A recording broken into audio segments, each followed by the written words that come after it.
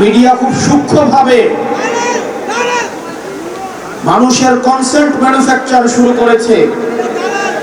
আপনি দেখবেন বিশেষ করে যেসব মিডিয়া জুলাইয়ে দৌড়ানির উপরে ছিল, সময় টেলিভিশন, ৭১ টেলিভিশন, বিবিসি, তারা বিএনপির ঠিকাদারি নিয়েছে।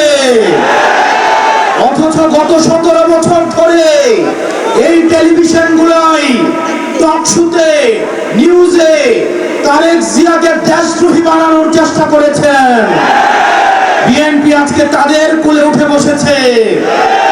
বিএনপি বিশ্বাস করেন কিছুদিনের মধ্যেই এই মিডিয়াগুলো আপনাদের পেটে এবং পিঠে ছুরি মারার জন্য রেডি হয়ে গিয়েছে। সময় টেলিভিশন, ৭১ এবং ডিবিসি, এই মিডিয়াতে যারা কাজ করেন তারা আমাদের কাছে এসে বলেন, আমরা যদি একটা নিউজ ছাপাইতে যাই সেখানে হেড অফ নিউজ এবং সেখানে যিনি চিফ থাকেন সেই নিউজ উনি প্রত্যাখ্যান করে দেয়। সাংবাদিকরা এসে আমাদেরকে দুঃখ দুর্দশার কথা বলে। আমরা দেখলাম ৭১-এর মালিক গত ১৭ বছর ধরে গুপ্ত এবং শিবির জামাতের পরিচয়ে জামাত শিবিরের নেতা কর্মীদের হত্যা করার বৈধতা উৎপাদন করেছে।